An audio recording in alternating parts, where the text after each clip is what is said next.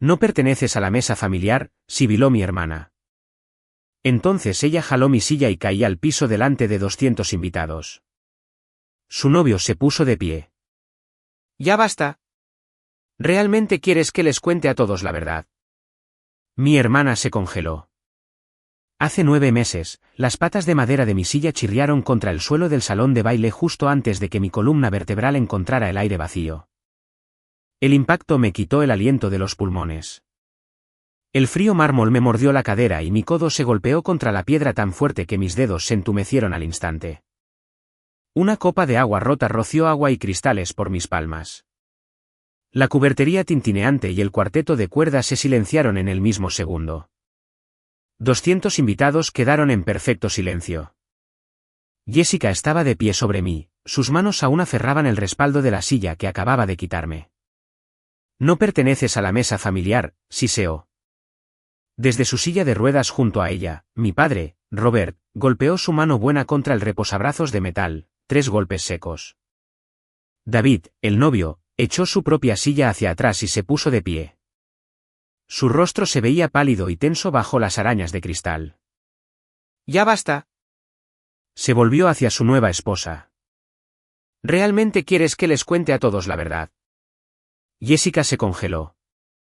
La verdad que David amenazó con exponer no era una revelación repentina. Era un rastro de migas de pan que yo había empezado a seguir 6 semanas antes de la boda.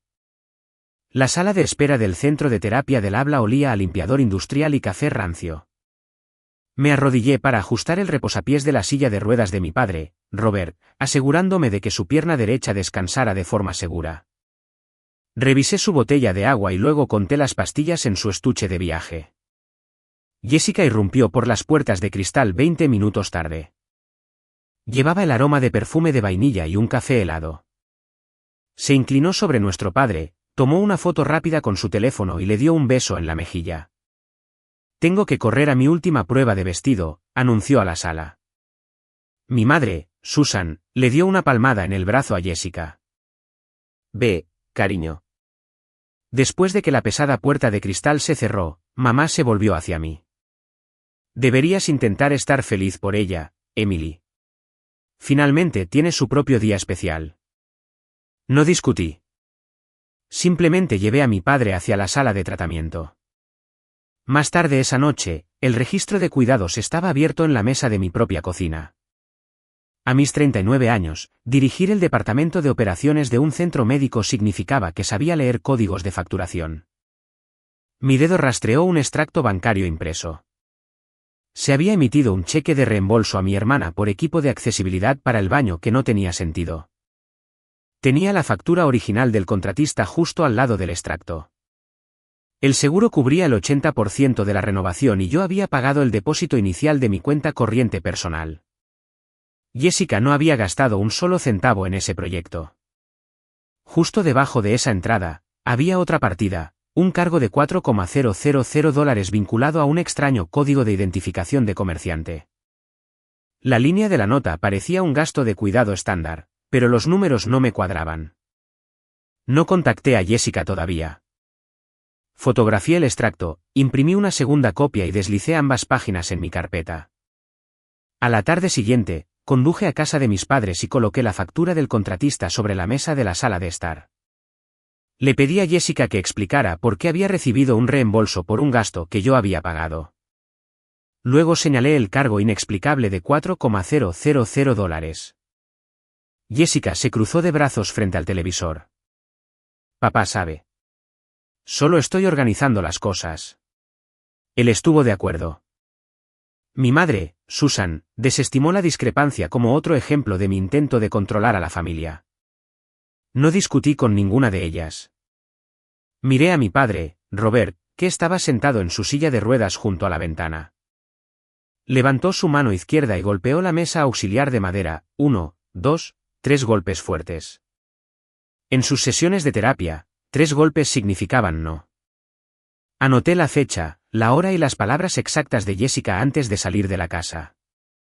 El viaje de regreso a mi apartamento duró 20 minutos. El pequeño apartamento de una habitación al otro lado de la ciudad era mío, pagado con mi propio salario, alquilado 3 meses antes. El espacio se sentía tranquilo, solo el zumbido del refrigerador y el leve sonido del tráfico vespertino que se colaba por la ventana. Una carta de oferta formal para reanudar mis horas de gestión a tiempo completo yacía sobre la mesa del comedor, justo al lado de una pesada carpeta. Abrí la carpeta, contenía 5 secciones gruesas separadas por pestañas de colores. Deslicé la factura del baño en la sección médica, escribí la hora y la fecha en una nota adhesiva amarilla y la pegué en el protector de plástico. No iba a discutir con mi madre y no iba a gritarle a mi hermana. La pantalla de mi laptop proyectaba una luz pálida sobre la mesa de madera oscura. Un antiguo documento financiero me proporcionó la referencia cruzada que necesitaba. Mi padre, Robert, me había autorizado a guardar esos registros antes de su derrame cerebral. Necesitaba saber quién era el propietario de ese extraño número de identificación de comerciante del cargo de $4,000. Escribí los dígitos en la barra de búsqueda. La base de datos cargó y los resultados aparecieron en la pantalla. El aire de mi cocina pareció detenerse. El código de facturación no pertenecía a un proveedor médico. No pertenecía a un contratista de reparaciones del hogar ni a una farmacia. Pertenecía al Hampton Grand Hotel. El hotel no había construido a mi hermana, sino a mi padre. Abrí mi laptop y redacté un correo electrónico corto para mi hermana. Le pedí las facturas originales que coincidieran con 3 retiros específicos de la cuenta de cuidados de nuestro padre, manteniendo un tono perfectamente neutro. No lancé acusaciones y no mencioné el hotel. Presioné enviar, cerré la tapa y esperé. Jessica no respondió por escrito. Mi teléfono vibró contra el mostrador 3 minutos después. ¿Por qué me estás auditando de repente?, exigió Jessica en el instante en que contesté. Su voz tenía un tono agudo y defensivo. Estoy limpiando sus finanzas desordenadas, papá quería que yo me encargara. Mi madre, Susan, gritó algo de fondo, diciéndome que dejara de intentar controlar a la familia. Le pedí a Jessica que pusiera su explicación y los recibos en un correo electrónico y luego terminé la llamada. La verdadera represalia llegó a la mañana siguiente. Mi teléfono sonó con una notificación del chat grupal de la familia extendida. Jessica había enviado un párrafo enorme a nuestros padres y a nuestras 2 tías.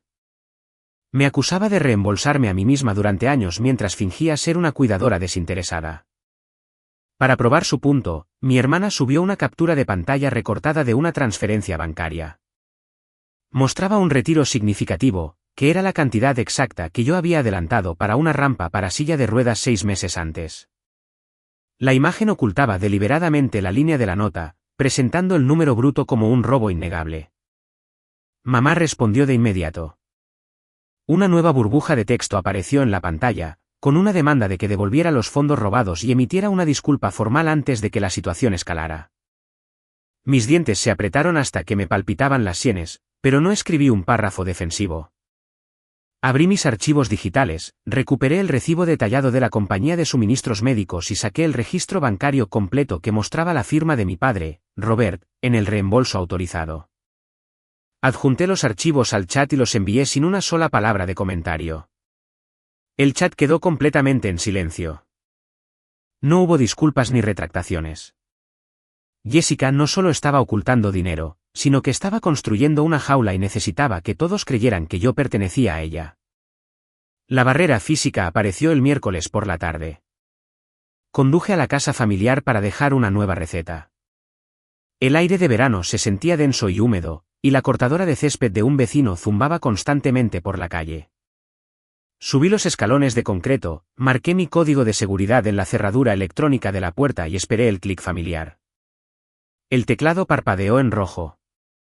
Me sequé el sudor del pulgar y presioné los números de nuevo, más despacio esta vez. Otro pitido agudo seguido de otro parpadeo rojo. Me quedé en el porche y escuché el sonido amortiguado de un programa de juegos que se oía a través de la gruesa puerta principal. Saqué mi teléfono y abrí la aplicación de programación de cuidadores, pensando que el sistema se había reiniciado a través de la red. Un mensaje de error bloqueó mi pantalla. Mi cuenta ya no tenía acceso al perfil familiar. Mi hermana me había eliminado por completo mis derechos administrativos. Justo a tiempo, apareció un mensaje directo de Jessica en mis notificaciones. El texto afirmaba que necesitaba proteger a nuestro padre, Robert, de la presión financiera. La segunda oración declaraba que la familia había decidido que era mejor que dejara de ir por la casa. No golpeé la puerta de madera pesada ni grité para que mi madre me dejara entrar. Tomé una captura de pantalla del error de la pantalla de bloqueo y guardé el mensaje en una carpeta segura. Luego marqué el teléfono fijo dedicado conectado al dispositivo de soporte en la habitación de mi padre. Él contestó al segundo timbrazo.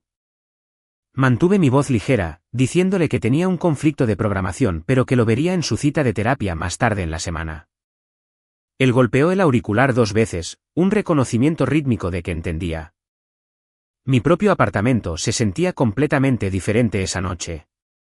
El pequeño espacio olía ligeramente a limpiador de pino, pero cada centímetro cuadrado me pertenecía. Las habitaciones tranquilas no ofrecían discusiones familiares ni puertas cerradas. Una pesada caja de cartón esperaba en el estrecho pasillo. La arrastré al área del comedor, desempaqué las piezas de madera de una mesa de segunda mano y pasé la siguiente hora apretando pernos de acero con una llave metálica fría. Una vez que la mesa estuvo firme sobre la alfombra de la sala, coloqué una carta corporativa formal sobre la superficie limpia. Mi hospital me había ofrecido un puesto de gerente de operaciones a tiempo completo hacía varios meses, pero yo había retrasado la aceptación de la promoción para mantener un horario flexible para mi padre, Robert. Tomé un bolígrafo azul, firmé mi nombre al final de la página y redacté un correo electrónico de aceptación inmediato al Departamento de Recursos Humanos. Pasé las siguientes 2 horas asegurando mis fronteras. Configuré pagos automáticos para mi alquiler, bloqueé mis archivos de crédito y trasladé mi fondo de emergencia a una institución bancaria completamente nueva al otro lado de la ciudad. Abrí un bloc de notas amarillo y comencé a esbozar un plan de negocios, delineando un servicio de consultoría para ayudar a las familias a navegar la compleja logística de la recuperación de un derrame cerebral. Estaba construyendo una fortaleza independiente y nadie en mi familia sabía siquiera que existía. El martes siguiente, llevé mi pesada carpeta de pruebas a un edificio de ladrillo en el centro. Laura Chen dirigía una pequeña práctica de derecho de ancianos desde una tranquila oficina en el 3er piso. La sala de espera olía a cuero pulido y papelería cara. Laura se sentó detrás de un enorme escritorio de roble, un traje azul marino a medida le daba una precisión tranquila que me tranquilizó de inmediato. La abogada abrió la carpeta y comenzó a revisar las pestañas categorizadas con tranquila eficiencia. El único sonido en la habitación era el crujido de papel grueso. Después de examinar la cronología, Laura levantó la vista y juntó las manos. Me preguntó si mi objetivo final era tomar el control de las cuentas bancarias de la familia o si simplemente quería proteger a mi padre, Robert. Respondí sin dudar un segundo. Le dije que quería un profesional neutral para administrar el dinero. Declaré explícitamente que no quería acceso a sus fondos de jubilación porque tomar el control solo validaría la narrativa de mi hermana. Laura asintió lentamente, una mirada de genuino respeto cruzó sus rasgos. Un poder notarial permite que un agente actúe en nombre de una persona, explicó, pero de ninguna manera permite que el agente se convierta en esa persona. Se volvió hacia su computadora. Saqué una copia digital del documento legal real de la base de datos del condado y la imprimí. Deslizó el papel aún caliente por la superficie lisa de madera hacia mí. El texto delineaba claramente un alcance de autoridad altamente restringido. Mi padre había autorizado pagos para gastos médicos, costos de vida diarios y modificaciones necesarias del hogar. La documentación no contenía absolutamente ninguna autoridad general para hacer regalos y legalmente exigía que el agente designado mantuviera registros impecables de cada transacción. Jessica no había proporcionado ninguna contabilidad cuando yo la solicité formalmente y había utilizado un reembolso legítimo para construir una acusación falsa. Esa acción por sí sola violaba su deber fiduciario. Laura volvió a la pestaña financiera de mi carpeta. Extrajo el extracto bancario que mostraba el misterioso cargo del hotel y lo colocó plano sobre el escritorio, justo al lado de la factura original del contratista para la remodelación del baño. Tomó un bolígrafo rojo. Trazó un círculo cuidadoso alrededor del monto del depósito en el recibo médico. Luego movió su mano y rodeó el cargo designado para el depósito del salón de baile Harton Grand. Las dos cantidades coincidían exactamente, hasta el último centavo. Laura despejó el centro de su enorme escritorio de roble, apartando sus propios archivos encuadernados en cuero para hacer espacio para mi pesada carpeta. Pasamos las siguientes 2 horas extendiendo extractos bancarios y facturas médicas sobre la madera pulida, organizando cada transacción por mes. Un patrón cronológico distinto surgió bajo el cálido resplandor de la lámpara de escritorio de latón. Hace 14 meses, los retiros comenzaron increíblemente pequeños, una compra en el supermercado aquí, un tanque de gasolina allá. Cada recibo individual podría explicarse fácilmente como un error menor o un encargo legítimo en beneficio de mi padre. Pero hace 8 meses, justo en el momento exacto en que mi hermana publicó su anillo de compromiso de diamantes en línea, los números se dispararon violentamente. Jessica había probado las aguas con gastos menores y, cuando nadie se dio cuenta, las compuertas se abrieron de par en par. La abogada no perdió el tiempo con declaraciones dramáticas de indignación.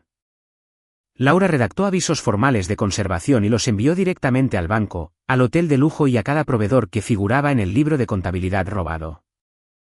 Estas cartas legales no exigían registros privados de inmediato, sino que funcionaban como una congelación oficial que prohibía legalmente a cualquier persona eliminar o alterar los historiales de pago. Me senté en una silla de cuero para invitados y firmé un formulario oficial de admisión para los servicios de protección de adultos, detallando mis sospechas razonables basadas en el rastro de papel, sin pretender conocer cada hecho oculto. En menos de 1 hora, un especialista en fraudes de la institución financiera abrió una revisión preliminar y solicitó información de contacto directa para el titular de la cuenta principal. Un suave tintineo resonó desde el monitor de la computadora en el escritorio. Laura abrió un nuevo correo electrónico, escaneó el breve texto y me mostró la pantalla en silencio. Una organizadora de bodas había respondido a la demanda de conservación, adjuntando un breve registro de correspondencia para demostrar su cumplimiento. El hilo reenviado contenía una directriz específica enviada desde la dirección de correo electrónico personal de mi hermana, instruyendo explícitamente a la planificadora a usar descripciones de facturación genéricas para todos los futuros depósitos del lugar. Jessica no solo era desorganizada o estaba confundida acerca de sus límites fiduciarios. Mi hermana estaba construyendo activa y metódicamente un disfraz para los fondos desviados. El jueves por la tarde me llevó de regreso al familiar a la de rehabilitación del hospital donde trabajaba, aunque esta vez llegué como invitada. ¿La doctora? Sarah Davis, la patóloga del habla y lenguaje principal que manejaba el caso de mi padre, Robert, había solicitado explícitamente mi presencia para observar la sesión semanal. Entrar en la tranquila sala de tratamiento se sintió como cruzar una frontera fuertemente vigilada, y me sentí profundamente agradecida de no tener que escabullirme de mi madre o romper una puerta cerrada solo para ver a mi propia familia. Mi padre estaba sentado cerca de una ventana ancha, su brazo derecho más débil descansando de forma segura en la bandeja acolchada de su silla de ruedas personalizada. Una tableta de comunicación digital estaba plana frente a él, colocada justo al lado de un tablero laminado impreso con opciones simples de sí y no. Sarah estaba sentada directamente frente al anciano, hablando en un tono tranquilo y medido que transmitía inmenso respeto. La terapeuta comenzó con controles cognitivos básicos, pidiendo al paciente que verificara el mes actual, su dirección residencial y su fecha de nacimiento exacta. El paciente respondió con total consistencia. Sus dedos curtidos sostenían un lápiz óptico de plástico, deslizando el puntero por la pantalla para seleccionar las respuestas correctas sin dudarlo. Su mente permanecía completamente aguda, atrapada detrás de una pared neurológica que simplemente le impedía formar oraciones habladas complejas. Sarah cambió suavemente el tema hacia la dinámica familiar, mencionando a mi madre, Susan, y luego mencionando casualmente la próxima boda de mi hermana. En el momento en que el nombre de Jessica entró en la tranquila habitación, mi padre dejó de mover el lápiz óptico.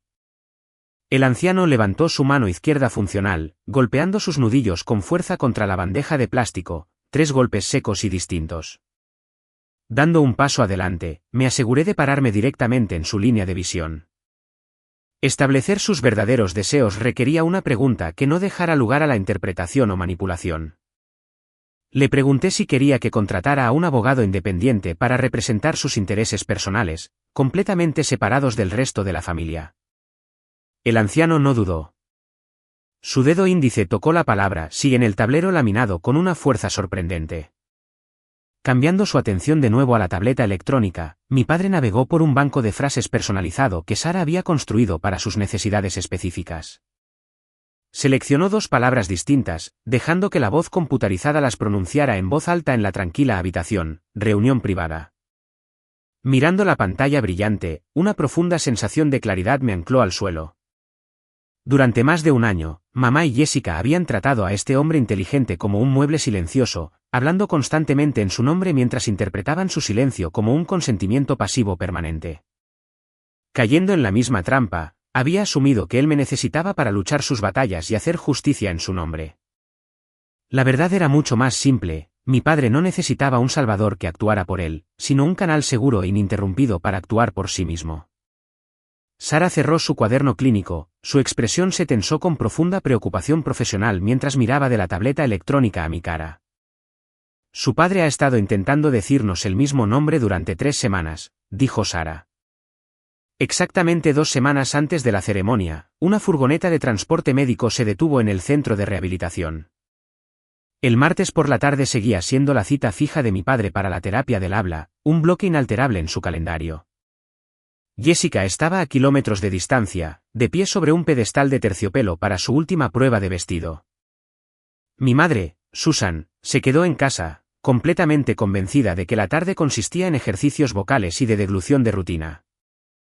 Dentro de la clínica, sin embargo, Laura Chen esperaba en una sala de conferencias privada junto a un psiquiatra geriátrico independiente.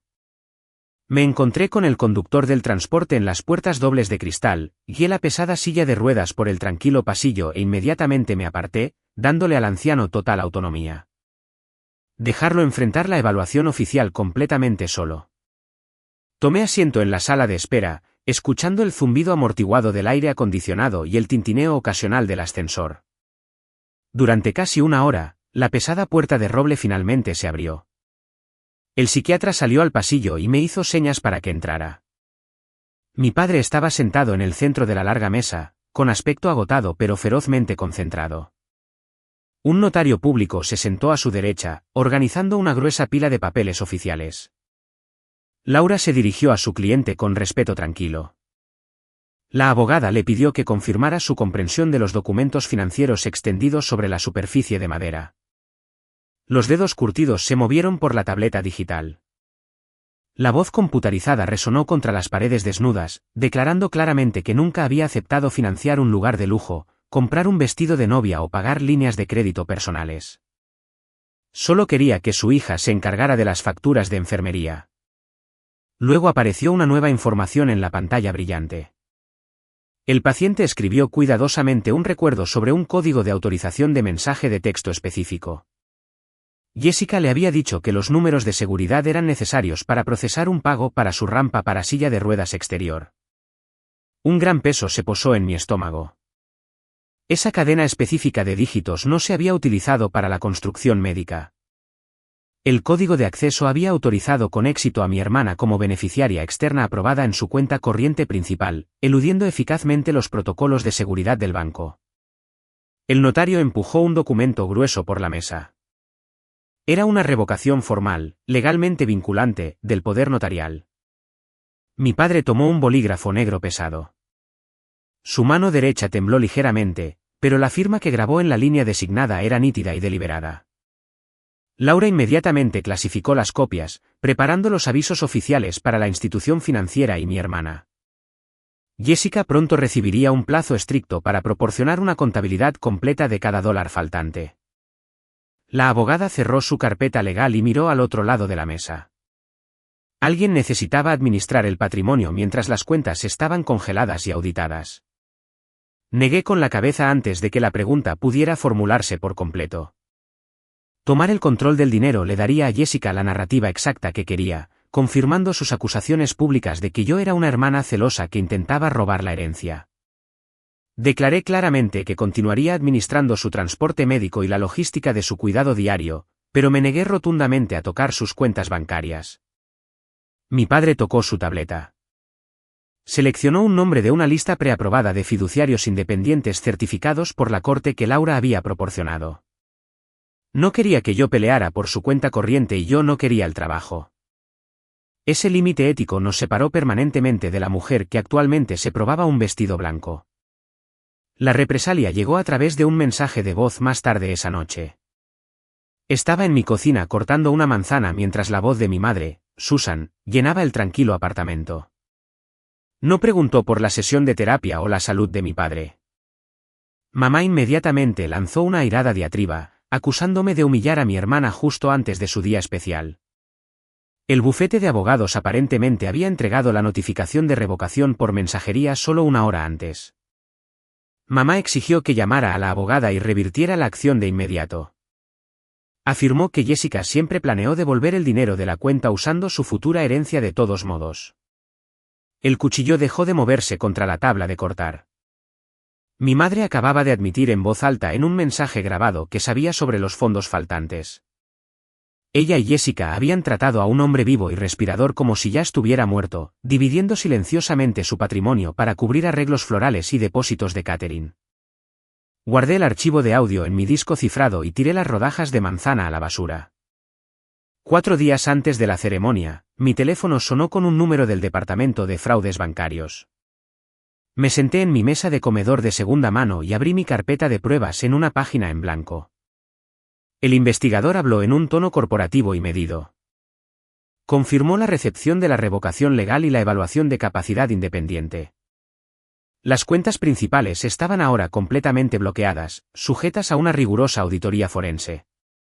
Luego, el especialista ofreció una pieza crucial de información cronológica. 3 semanas antes, mi hermana había iniciado una transferencia masiva de la Cámara de Compensación Automatizada, ACH. Se habían programado $28,400 para llegar al Hampton Grand Hotel, lo que coincidía perfectamente con la fecha límite de pago final para el lugar de lujo. El portal de la boda habría mostrado la transacción como en proceso, manteniendo el lujoso evento seguro en el calendario del hotel durante semanas. Pero el congelamiento legal acababa de interceptar la transferencia real de fondos. El banco había revertido activamente la transacción debido a la autorización revocada. El pago final se envió hace 3 semanas, dijo el investigador, la línea crepitaba ligeramente con estática. Si esta revisión confirma lo que creemos, el hotel está a punto de enterarse de que el dinero nunca se liquidó realmente. La notificación del investigador del banco apenas se había desvanecido de mi pantalla cuando el teléfono vibró de nuevo. El nombre de mi hermana, Jessica, iluminó la madera oscura de la mesa de mi cocina. Levanté el dispositivo y acepté la llamada sin decir una sola palabra. Jessica comenzó con un tono empalagosamente dulce, usando un apodo de la infancia que no había pronunciado en más de una década. Me preguntó cómo estaba y se preguntó si podríamos sentarnos a hablar como familia. Cuando permanecí completamente en silencio, la fachada azucarada se disolvió de inmediato. Su voz bajó a un susurro agudo y asustado. Exigió que me pusiera en contacto con el departamento de fraudes en ese mismo minuto para retirar mi queja. Me dijo que testificara que nuestro padre, Robert, le había dado el dinero como una herencia anticipada. Mis nudillos se pusieron blancos alrededor de la carcasa del teléfono, pero mantuve mi respiración lenta y constante. Informé a la furiosa novia que ya no tenía ninguna autoridad legal sobre las cuentas y le indiqué que dirigiera toda la comunicación futura a mi abogada. Luego terminé la llamada. Laura Chen no perdió el tiempo con conversaciones telefónicas. A la mañana siguiente, mi abogada envió una demanda formal de acuerdo por correo certificado y correo electrónico seguro. El documento establecía un conjunto muy claro de condiciones. Jessica necesitaba proporcionar una contabilidad completa de cada dólar faltante, devolver los fondos no autorizados e inmediatamente dejar de restringir el acceso a nuestro padre, Robert. La carta legal fijó un plazo estricto para el viernes por la tarde, justo antes de la cena de ensayo. No exigimos la cancelación de la boda ni pedimos al hotel que cerrara el evento. Simplemente le ofrecimos a la novia una última oportunidad legalmente documentada para detener la hemorragia. Jessica ignoró por completo la sustancia de la carta. Me envió un único mensaje de texto llamándome una mujer amargada y soltera que quería arruinar su felicidad por pura envidia. Mi madre, Susan, adoptó un enfoque diferente. A la tarde siguiente, mamá llamó a mi número secundario y ofreció un tratado de paz muy condicional. Dijo que se me permitía asistir a la ceremonia porque el fotógrafo de la boda necesitaba un retrato familiar completo y mi padre se negaba obstinadamente a usar su smoking a menos que yo estuviera presente. Mamá me advirtió explícitamente que no causara una escena, añadiendo casualmente que mi asiento asignado sería en una pequeña mesa cerca de las puertas de la cocina. Estaba a punto de rechazar la miserable invitación cuando llegó un mensaje con una foto de mi tía Carol. La imagen mostraba a mi padre sentado en su silla de ruedas, señalando con su mano buena su tablero de comunicación electrónico. La tableta mostraba 2 oraciones simples: por favor, ven a sentarte conmigo. Tía Carol siguió con un mensaje de texto rápido prometiendo quedarse a su lado y proteger su dispositivo de comunicación de cualquiera que intentara quitárselo. Esa única imagen cambió toda mi estrategia. No iba a esconderme en mi apartamento mientras mi familia exhibía una estética robada frente a 200 personas, y definitivamente no iba a abandonar a mi padre cuando él explícitamente pidió mi presencia. El viernes por la noche no hubo preparativos dramáticos. Conduje a la oficina de la abogada y encerré mi carpeta de pruebas original en un pesado archivador metálico, llevando solo copias básicas de papel a mi apartamento.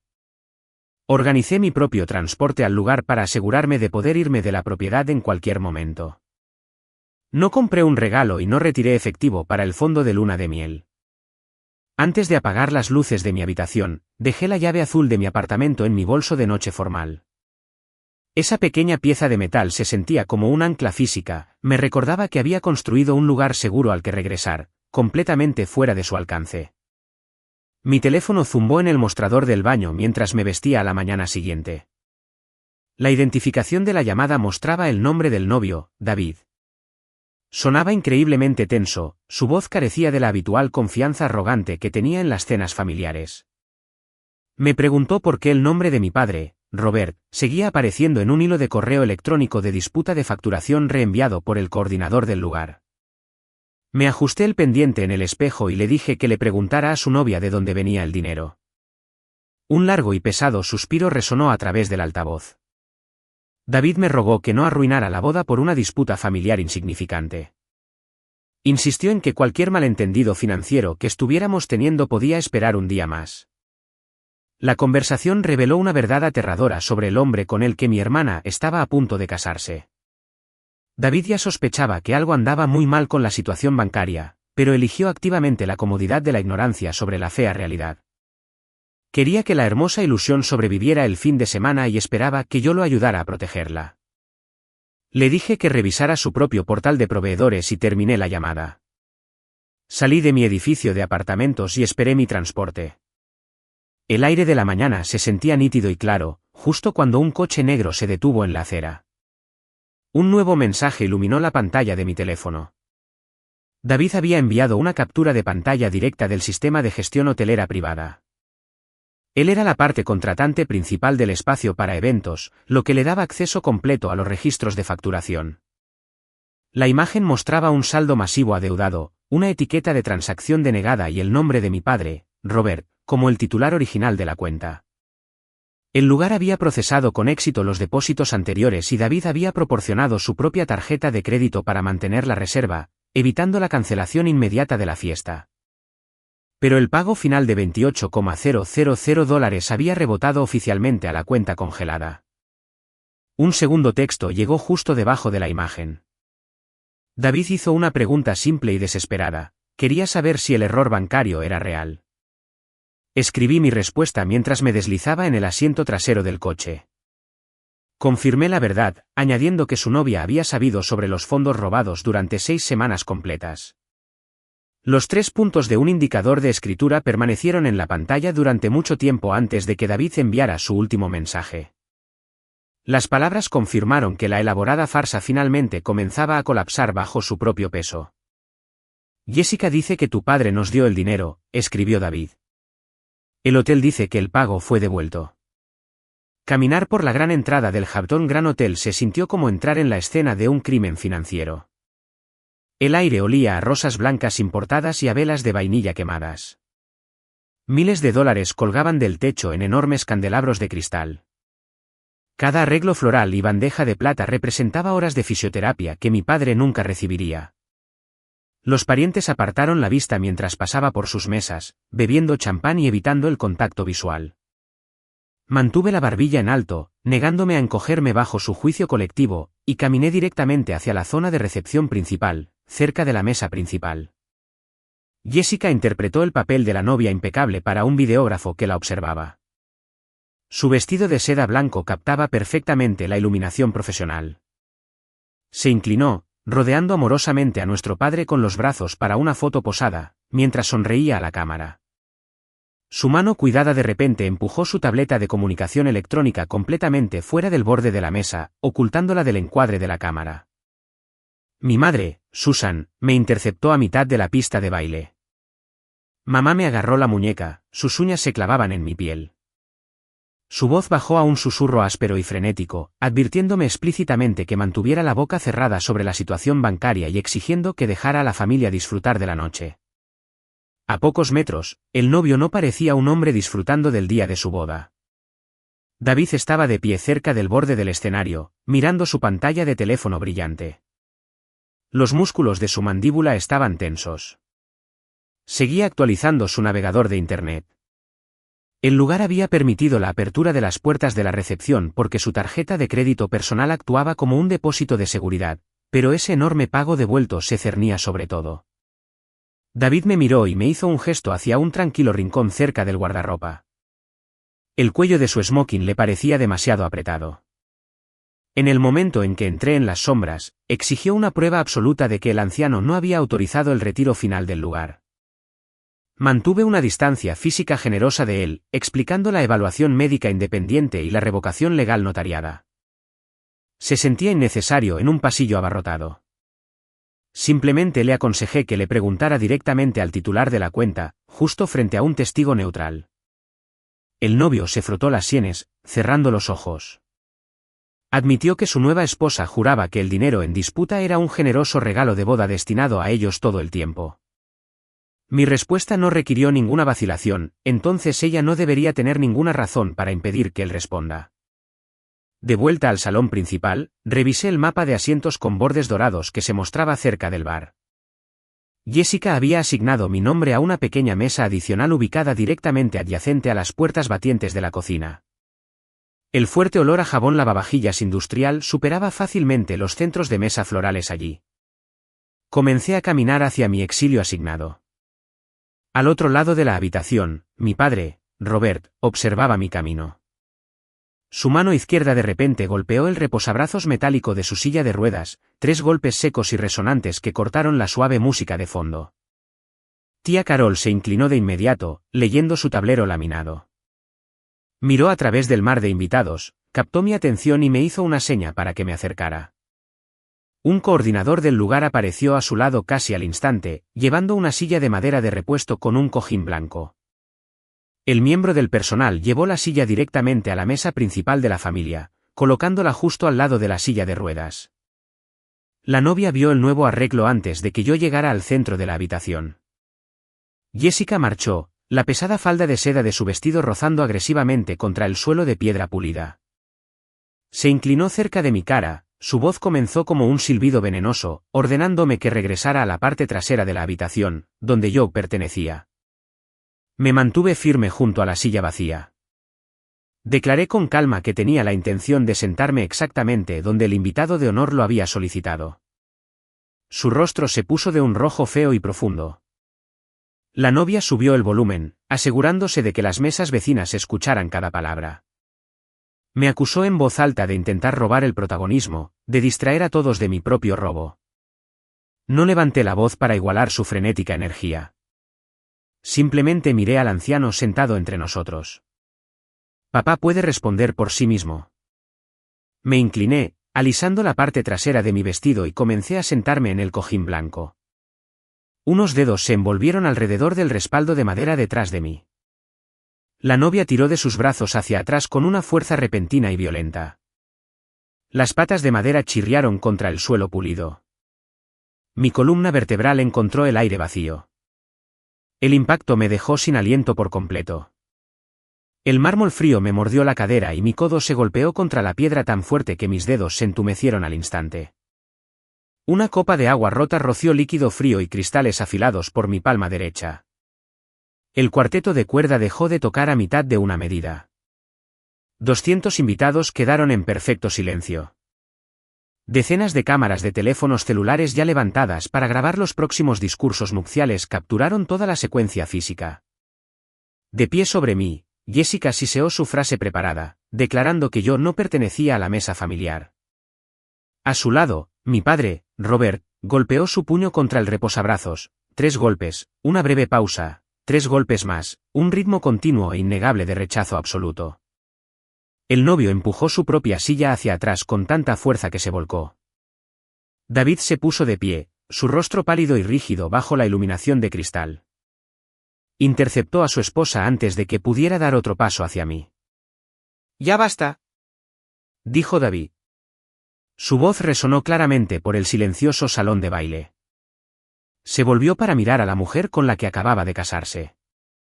«¿Realmente quieres que les cuente a todos la verdad?» Jessica se congeló.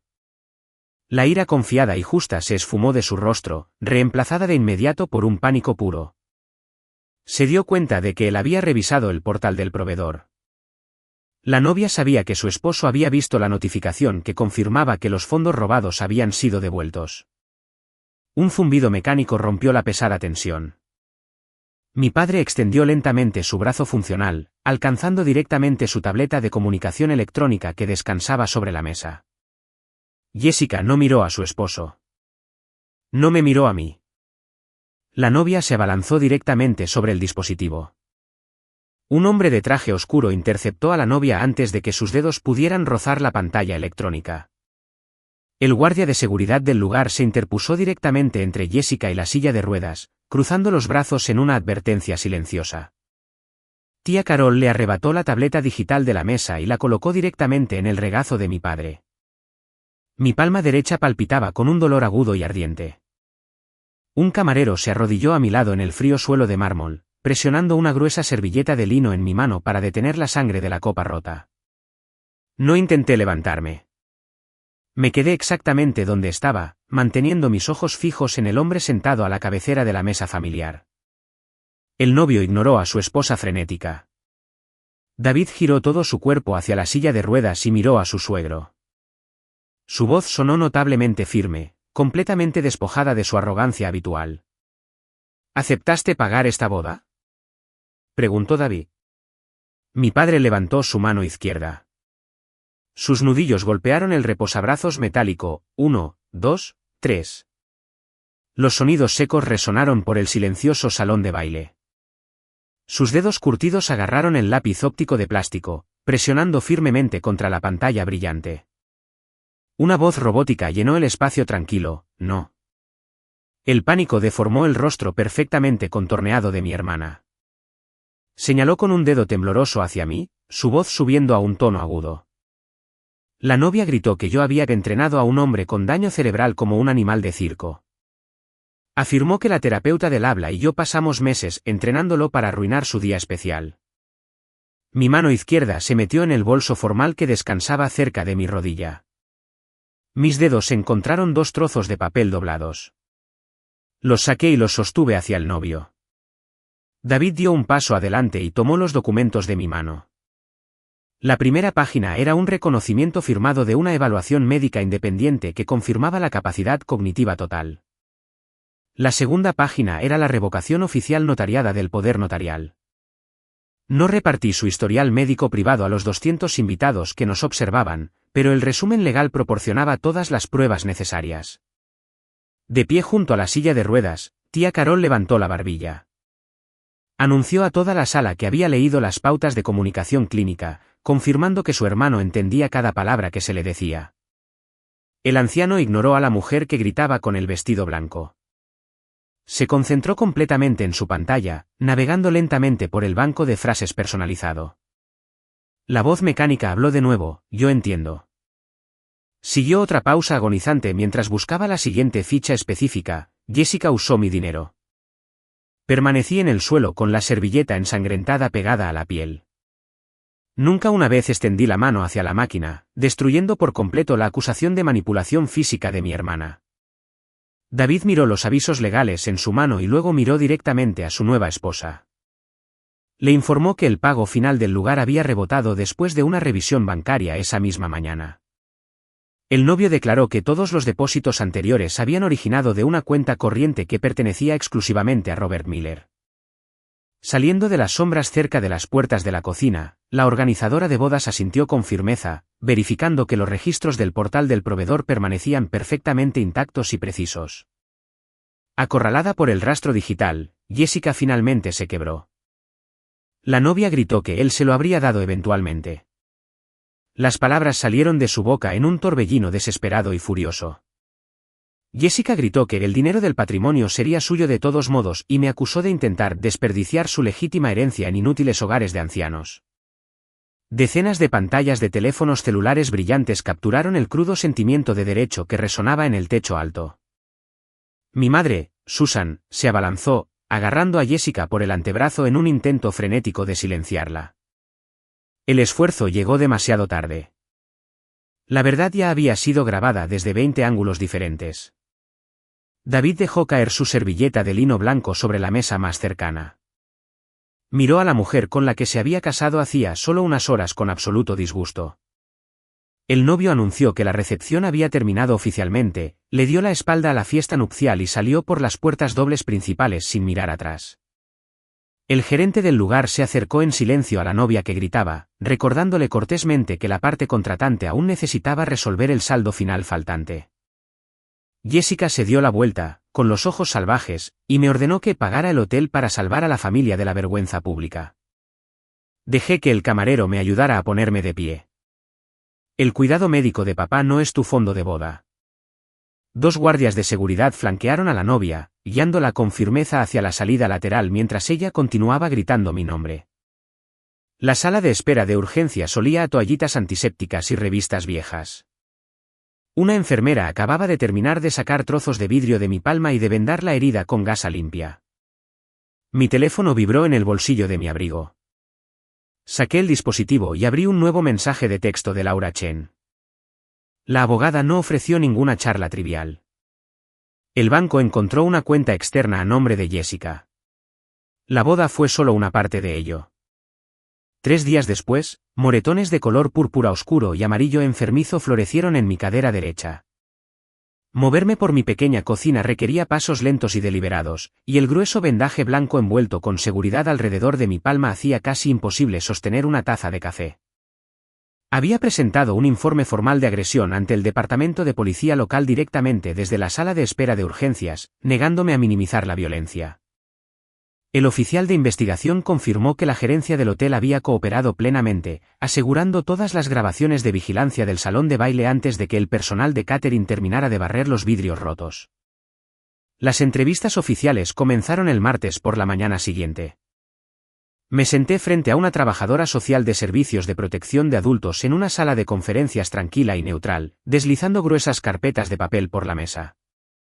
Estas copias eran impecables, organizadas cronológicamente con notas adhesivas claras, porque mi carpeta original permanecía guardada de forma segura en la oficina de mi abogada. Mi padre, Robert, participó en su propia entrevista separada junto a su terapeuta del habla de confianza, utilizando su tablero electrónico para verificar sus deseos exactos sin que nadie hablara por él. Al final de esa primera semana, un fiduciario independiente designado por el tribunal había asumido oficialmente el control total de sus gastos de cuidado diario, cortando por completo el acceso de mi hermana. La verdadera realidad financiera tardó otras 2 semanas en desenredarse por completo. Laura Chen me llamó a su oficina un jueves por la tarde lluvioso y extendió el informe preliminar de contabilidad forense sobre su pulcro escritorio de roble. La cantidad total robada rondaba los $120,000, drenados sistemáticamente durante 18 meses.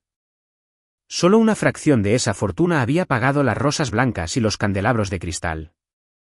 La abogada apuntó su bolígrafo plateado hacia un denso grupo de transacciones enrutadas a una cuenta bancaria externa. Jessica había utilizado esa reserva oculta para pagar sus tarjetas de crédito personales, financiar vacaciones de fin de semana y comprar ropa cara. Pero el detalle más repugnante se escondía en las notas de las transacciones digitales. Mi hermana había alterado intencionalmente los campos de las notas en varias transferencias masivas, etiquetándolas deliberadamente como reembolsos de cuidador dirigidos a mí. Había pasado meses construyendo un rastro de papel diseñado para incriminarme por el robo. Fue una estrategia viciosa y habría funcionado perfectamente si no hubiera sido por los registros de seguridad bancarios. El investigador corporativo obtuvo los historiales exactos de los dispositivos para cada inicio de sesión. Los datos probaron inequívocamente que las transferencias fraudulentas se originaron exclusivamente desde una dirección de protocolo de Internet registrada en la laptop de mi hermana. Además, las marcas de tiempo mostraron que las transacciones no autorizadas ocurrieron durante horas en las que mis tarjetas de registro del hospital confirmaban que yo estaba administrando activamente el piso de rehabilitación. Jessica no dejó de intentar manipular el sistema incluso después de su humillación pública en el lugar. Los registros de seguridad revelaron 3 intentos frenéticos de inicio de sesión realizados desde su teléfono celular la noche de la boda. Había intentado acceder a las cuentas congeladas, intentando desesperadamente cambiar la fuente de pago y forzar el saldo del lugar. Un intento incluso utilizó el código de autorización único específico que nuestro padre, Robert, pensó que era para su rampa para silla de ruedas exterior. El sistema la había bloqueado permanentemente. Despojada de su poder financiero, la exnovia recurrió a su arma favorita.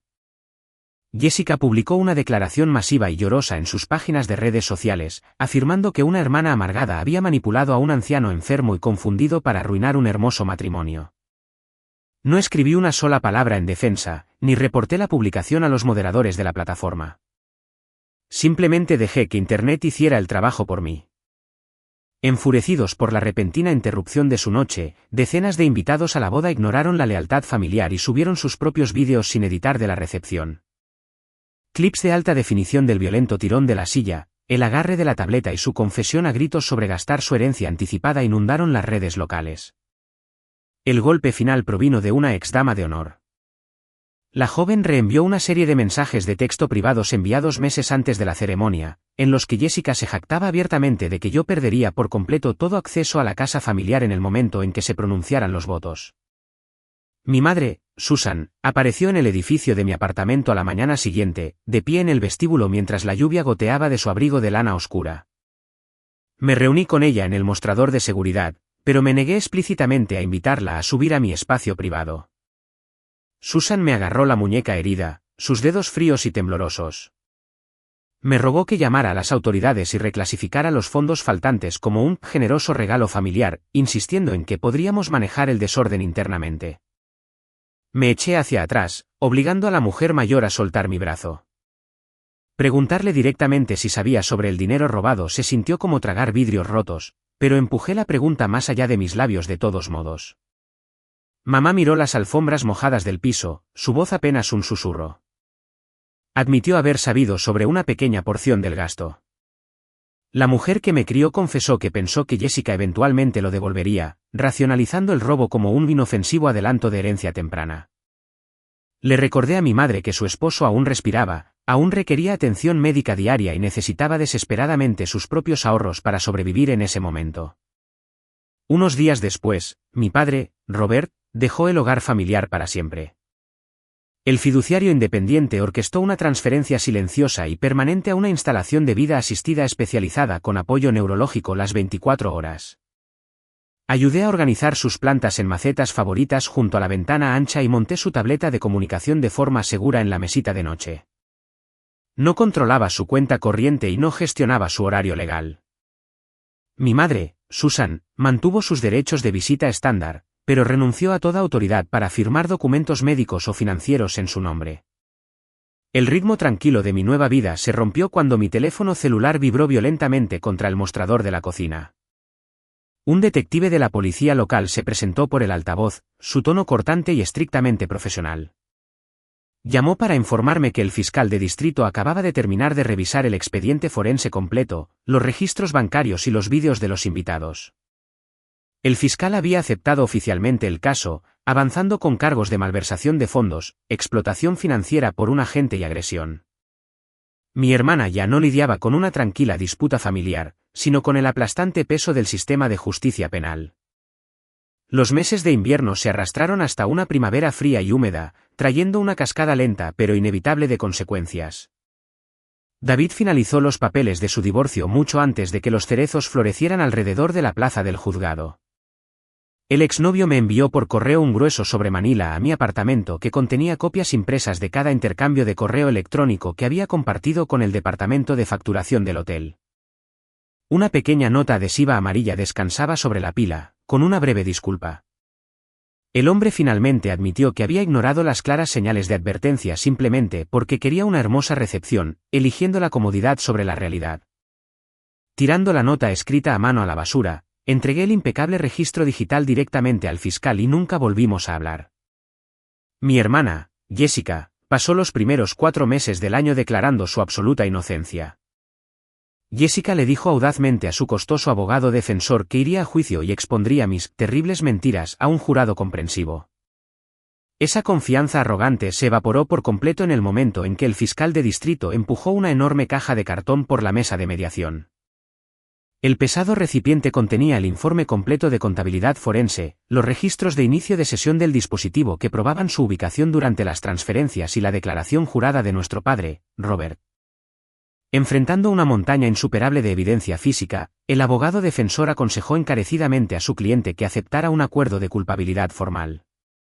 Los cargos negociados incluían malversación de fondos, explotación financiera de un adulto vulnerable y agresión menor. La realidad financiera de su rendición golpeó de inmediato. El tribunal exigió un estricto plan de restitución como parte no negociable del acuerdo, obligando a la exnovia a vender su vehículo utilitario deportivo de lujo y liquidar su cuenta de ahorros restante. Tuvo que entregar cada $1 de los reembolsos de los proveedores que el hotel había emitido después de la boda cancelada y perdió permanentemente cualquier derecho a actuar como representante financiero de otro ser humano. Cualquier saldo impago se convertiría en una violación inmediata de su futura libertad condicional. La mañana de la audiencia de sentencia formal, el pasillo del juzgado olía fuertemente a cera de limón para suelos y a lana húmeda. Jessica me acorraló fuera de las pesadas puertas dobles de madera, vistiendo un simple traje gris, completamente despojada de sus joyas caras habituales. Su voz tembló, dejando caer la fachada de ira por un susurro desesperado y suplicante. La mujer aterrorizada me rogó que entrara al tribunal y le dijera al juez que nuestro padre siempre había tenido la intención de darle el dinero. Sus dedos se agarraron a la manga de mi chaqueta, exigiendo saber si realmente iba a quedarme ahí parada y dejar que mi propia carne y sangre fuera a prisión. Apartando mi brazo, alisando la tela arrugada, mi voz permaneció completamente firme mientras le recordaba que se le habían dado 6 semanas completas para devolver los fondos robados después de mi correo electrónico inicial. A la novia se le habían ofrecido innumerables oportunidades para simplemente decir la verdad antes de decidir quitarme una silla delante de 200 personas. El tribunal se sentía cavernoso e intimidante, bordeado de bancos de roble oscuro y brillantes luces fluorescentes.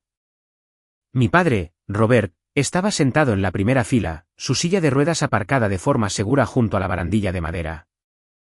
Sara estaba a su lado, ajustando silenciosamente el botón de volumen de su dispositivo de comunicación electrónico. Cuando el juez presidente llamó a la declaración de impacto de la víctima, el camino hasta el podio de madera se sintió increíblemente largo. En lugar de llevar mi propio discurso, mis manos sostenían una sola hoja de papel que contenía las frases exactas que mi padre había seleccionado minuciosamente durante sus sesiones de terapia. La declaración ignoraba por completo el dinero desaparecido.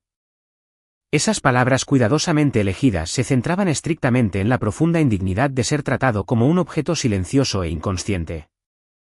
La tranquila Sara amplificó mi voz mientras leía su descripción de ver a su hija menor robar su voz para justificar su codicia.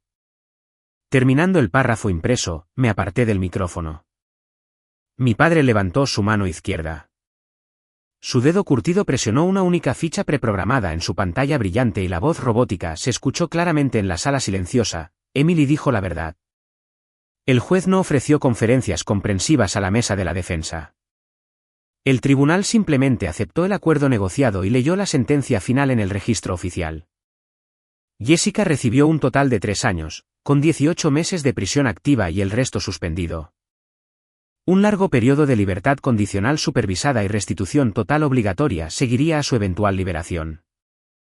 Los agentes de seguridad dieron un paso adelante, guiando suave pero firmemente a la mujer que lloraba hacia el área de detención. No sentí una alegría triunfante y ninguna sonrisa cruzó mi rostro. Escuchar a una autoridad oficial y a mi propio padre validar mi realidad proporcionó el único cierre que realmente necesitaba. Mi madre, Susan, me interceptó en los escalones de concreto fuera del edificio, aferrando su costoso bolso de cuero contra su pecho. Linda inmediatamente exigió mi ayuda financiera para cubrir los masivos honorarios del abogado defensor, cuando simplemente negué con la cabeza, una mirada furiosa llenó sus ojos. La mujer mayor insistió en que la familia necesitaba sanar, ordenándome en voz alta que escribiera una carta de perdón a la Junta de Libertad Condicional. Deteniéndome en las escaleras, miré directamente a la persona que había cambiado con entusiasmo las cerraduras de mi hogar de la infancia a una ladrona hacía solo unos meses. El perdón, expliqué con calma, no requiere que borre las consecuencias legales de un crimen, ni me obliga a escribir un cheque para arreglar un desastre que no creé. Dejando la parada en el aire fresco de primavera, conduje de regreso a mi tranquilo vecindario. El sol de la tarde proyectaba largas sombras sobre el suelo pulido del vestíbulo de mi apartamento. Abrí mi puerta, dejé caer las llaves sobre la pequeña mesa del comedor y revisé mi teléfono celular. La pantalla mostraba 12 llamadas perdidas, todas originarias del número de mi madre. Un solo mensaje de texto flotaba debajo de las notificaciones de llamadas perdidas, con una demanda imposible: ven a casa. Necesitamos decidir qué le pasa a esta familia ahora.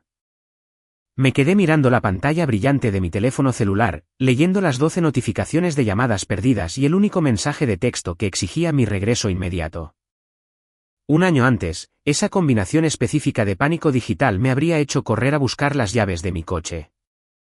Habría abandonado mi tranquila noche, conducido directamente a la extensa casa en los suburbios e inmediatamente habría comenzado a arreglar cualquier crisis que mi madre hubiera permitido que se pudriera. En cambio, coloqué el dispositivo boca abajo sobre la pequeña mesa de madera. Fui a mi cocina, serví un vaso de agua fría del grifo y lo bebí lentamente. Cuando finalmente volví a coger el teléfono, no la llamé. Escribí una breve respuesta ofreciéndome a reunirme con ella en una cafetería neutral el martes por la tarde. Agregué una condición clara y no negociable, declarando que si tenía la intención de discutir cualquier asunto financiero, mi abogada Laura Chen tendría que estar presente. La cafetería local olía a granos de espresso tostados y azúcar quemada. Mi madre, Susan, estaba sentada en un rincón, con una blusa de seda perfectamente planchada que no lograba ocultar las ojeras oscuras y agotadas bajo sus ojos. No me preguntó cómo estaba, ni mencionó mi mano herida. Susan inmediatamente metió la mano en su costoso bolso de cuero y deslizó un bloc de notas amarillo por la mesa de madera rayada. La lista escrita a mano esbozaba su visión para el plan de recuperación familiar. Quería que me mudara de nuevo a mi antigua habitación de la infancia para encargarme del mantenimiento de la propiedad. El segundo punto exigía que sacara un préstamo bancario personal para cubrir los honorarios legales de Jessica. El último punto de su lista sugería que sacáramos a mi padre de su centro de vida asistida especializado y lo trajéramos de nuevo a la casa familiar, eliminando por completo sus costosas tarifas mensuales de cuidado. Me miró al otro lado de la mesa, con las manos pulcramente cruzadas en el regazo. Mi madre me dijo que yo era la fuerte e insistió en que era mi deber final reconstruir las piezas rotas de nuestras vidas. No levanté la voz y no busqué el bloc de notas amarillo. Miré directamente a la mujer que felizmente había entregado las llaves de mi casa a una ladrona hacía solo unos meses. Le dije que mi padre tenía un fiduciario designado por el tribunal, un plan de atención neurológica dedicado y el derecho legal de elegir su propio entorno de vida. Prometí visitarlo, apoyar su fisioterapia y ser una buena hija, pero me negué explícitamente a convertirme en una enfermera gratuita, una cuenta bancaria ilimitada o un escudo humano para su implacable negación. Pasé años protegiendo a esta familia de las consecuencias, dije, deslizando el bloc de notas de nuevo por la mesa. Eso se acabó. Mi madre parpadeó, su expresión practicada finalmente se rompió en un shock genuino y desenmascarado. Se quedó completamente sola en el rincón mientras yo salía por las puertas de cristal y entraba en la cálida tarde de primavera. Ahora, de pie en la oficina de mi hospital en julio de 2026, esa reunión en la cafetería parece una vida entera. Una pesada placa de latón con mi nombre descansa en mi escritorio, mostrando mi título oficial como gerente de operaciones del ala de rehabilitación. Acepté la promoción corporativa 2 semanas después de la audiencia de sentencia, recuperando finalmente la trayectoria profesional que había pausado para convertirme en cuidadora a tiempo completo. La estabilidad profesional proporcionó la base exacta que necesitaba para lanzar Carebridge Consulting. Mi pequeña empresa secundaria consiguió su primer cliente oficial el mes pasado, ayudando a una familia local a organizar un fideicomiso médico seguro para un pariente con afasia expresiva severa. Utilizo mi conocimiento íntimo del sistema de atención médica para ayudar a las personas a establecer límites claros y documentación a prueba de balas. No uso a mi padre para vender mis servicios, pero su tranquila resiliencia informa cada consejo que doy a las familias en pánico. Su nueva vida parece notablemente tranquila. El apartamento de vida asistida cuenta con amplias ventanas que permiten que la luz natural bañe una hilera de helechos verdes que le ayudé a elegir en el vivero local. Su tableta de comunicación personalizada está montada de forma segura en un soporte metálico ajustable, siempre a 1 pulgada de su mano izquierda funcional. Durante mi visita el domingo pasado, el director de catering de la instalación llamó a la puerta abierta, sosteniendo un menú semanal impreso. Mi padre no necesitaba que nadie interpretara sus preferencias o adivinara su apetito. Tocó la pantalla brillante, seleccionó el pollo asado en lugar de la pasta vegetariana y confirmó su preferencia por un horario de cena temprano. Esas pequeñas y mundanas elecciones representan la restauración total de su agencia humana básica. Mi madre, Susan, todavía lo visita los martes por la tarde, llevando revistas de moda y chismorreos del vecindario, pero ya no posee la autoridad legal para firmar una sola hoja de papel en su nombre. La prueba definitiva de mi propia independencia llegó una tranquila tarde de viernes. Estaba en el pasillo de mi apartamento, sosteniendo la llave azul que me había anclado durante las semanas más oscuras de la auditoría financiera. Abrí el cerrojo y abrí la puerta de par en par. Tía Carol estaba en mi pequeña cocina sirviendo agua con gas en 3 vasos. Mi padre, Robert, estaba sentado a la cabecera de la mesa del comedor de segunda mano que yo había montado completamente sola en otoño. La superficie de madera no estaba cubierta de caras rosas blancas y no colgaban candelabros de cristal sobre nuestras cabezas. El olor a ajo asado y verduras frescas llenaba el cálido espacio, reemplazando el olor estéril del hospital y el perfume asfixiante del salón de baile del hotel. Tomé el asiento vacío directamente al lado de la silla de ruedas. El anciano miró alrededor de la pequeña habitación, brillantemente iluminada.